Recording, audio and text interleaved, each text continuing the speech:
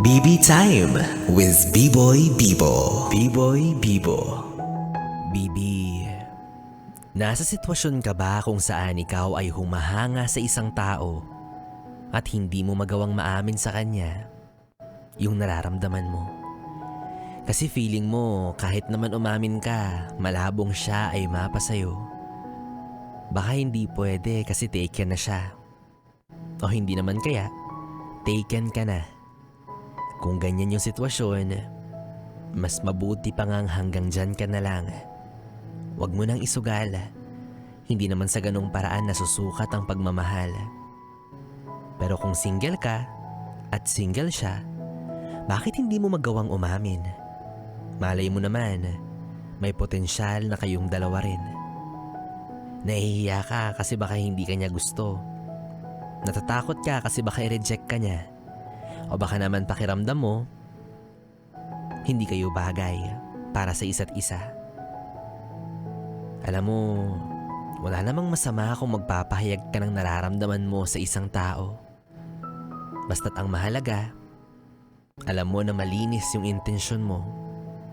Kaya bakit hindi mo subukan? Malay mo, ikaw lang din pala yung hinihintay niya para tuluyan na kayong magkamabutihan. Minsan naman talaga ang pag-ibig ay maituturing na parang sugal. Palakasan ng loob, patapangan, malakihang pusta kung kinakailangan. At kung yung pag-amin mo naman ay patungo sa magandang dahilan, hindi naman yan krimen na kapag inamin mo, magkakaroon ka ng mabigat na kaso. Bagkus, isa yung pagpapahayag ng tunay na damdamin na kapag isiniwalat mo, mayroon kang tsansang makaranas ng pag-ibig na totoo at seryoso. Kaya sige na, tibayan mo na ang loob mo. Sabihin mo na sa kanya ang totoo.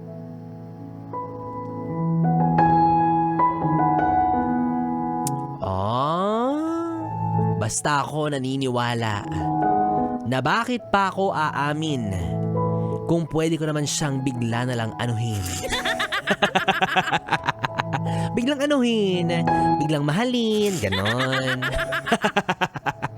Yes, friend, B-Boy Bibo pa rin ang iyong kapiling para sa ating tuloy-tuloy na BB Time hanggang mamayang alas 12 dito sa 101.1 Yes FM. Solid! Oras natin, 10:37. At para sa ating susunod na kanta, nandito na ang VST and Company na bagay para sa'yo.